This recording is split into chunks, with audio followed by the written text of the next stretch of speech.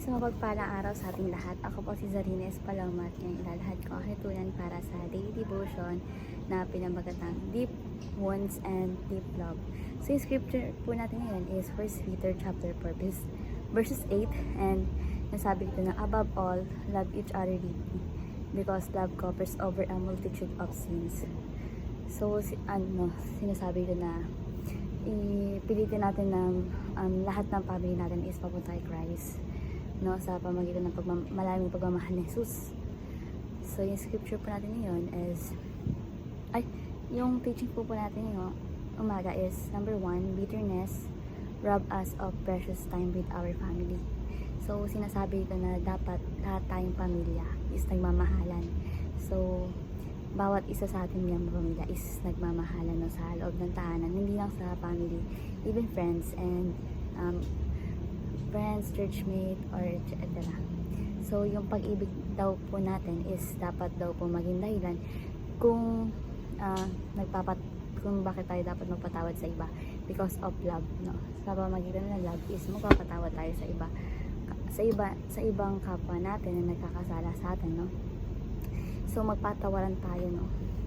So sa family, mayroong di ba sa family natin may iba sa atin may pagkukulang, samaan ng loob, tampuhan, no, matigas ulo, pero normal lang po 'yan sa family kasi wala namang perfect kahit family natin is hindi perfect, no. So mayroong sakiyan talaga na mangyayari, mayroong samaan ng loob na mangyayari sa loob ng tahanan. Kaya kailangan po ng pag-ibig, no? Pag-ibig sa loob ng bahay or sa kahit saan man, no? At yung pag-ibig na ito yung kinakailangan mo sa oras na yung mga tao sa paligid mo is gumagawa ng mali, no? So, kumbaga, di ba yung mga tao sa paligid natin is gumagawa ng mali. So parang nila is yung love, no? And yung bitterness, sabi dito, yung bitterness is hindi pagpapatawad.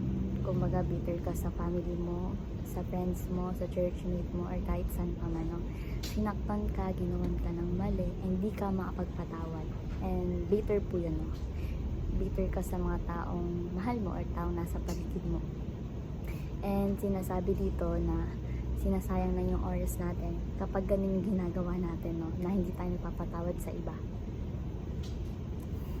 Kung hindi tayo papatawad dahil sa tampuhan or no, sa family or kahit saan pa man, sinasabi po dito na nagsasayang lang tayo ng precious time.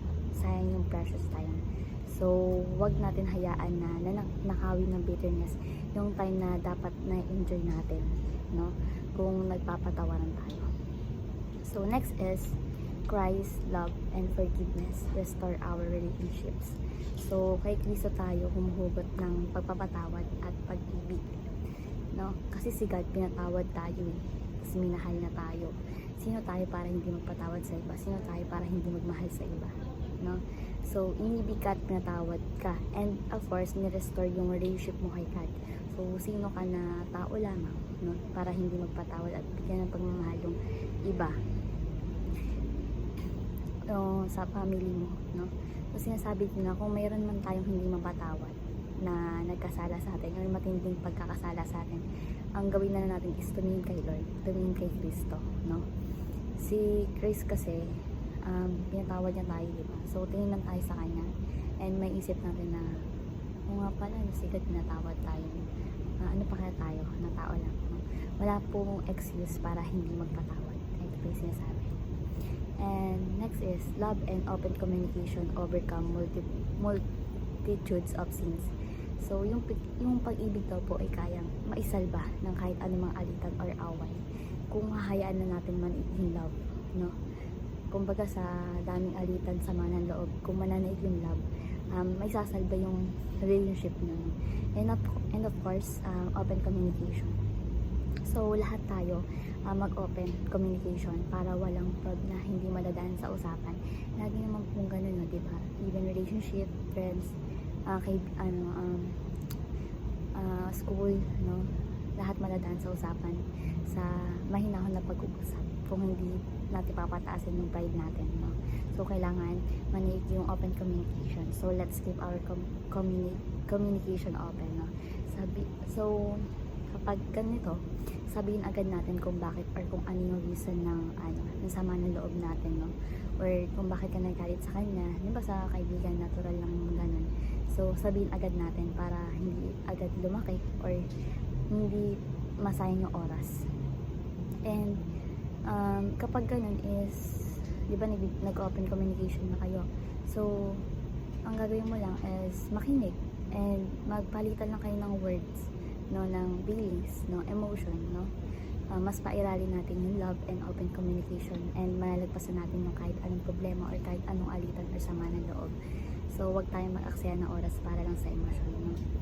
So, katulad niya nung pinakita ni Pastor na yung mag-asawa po is for 20 years hindi pinansin na lalaki yung babae. So, nagsayang na siya ng oras na imbis na enjoy nila kasama yung pamilya, di ba? So, bilang application, number 1 is save our relationship while we still have time. So, sinasabi dito na save our relationship while we still have time.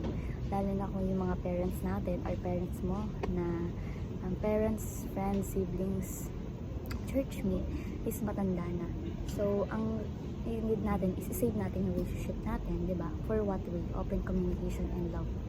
So, mag-open ka, i-open mo agad sa kanya yung nararamdaman mo.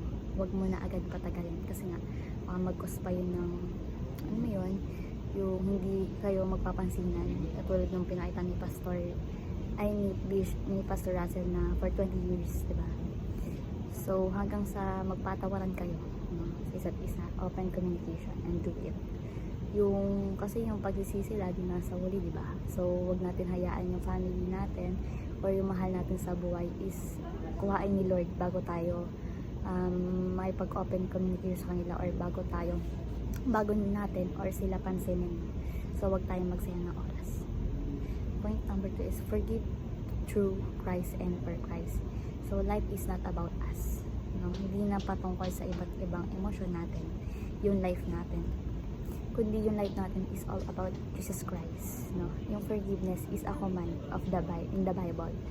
Then, tayo ay magpatawad through Panginoong Kristo, diba? Kasi kay Jesus lang tayo kumukuha ng lakas para magpatawad, diba? At nga po sinabi ko kanina, kay Jesus lang tayo kumukuha ng lakas ng pagpatawad at pagmamahal. Kung tayo pinatawad ng ating Panginoong Jesucristo tayo ay pinatawad ng Diyos sa pamamagitan ng Jesucristo, ganoon din tayo magpatawad sa iba. So, gawin mo yung pagpapatawad para sa Panginoon, para kay Jesus Christ, no? Because, mahal natin ang ating Panginoon. So, lastly is overcome deep wounds and deep love.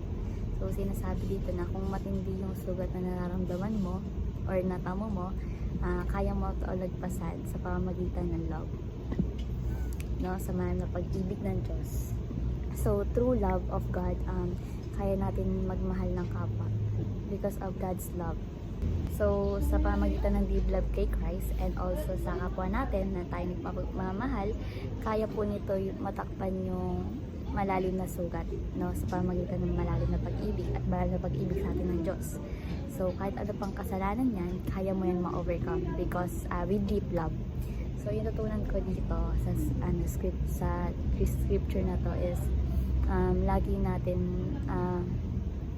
man na yung open communication and deep love. Sa pamamagitan nun is magkakayos tayo lahat, diba? Sa pamamagitan ng open communication and deep love and sa pagmamahal ni God. So, sana po maisabay po natin ito, yung mga application teaching, and thank you po sa pakikinig at God bless po sa ating lahat.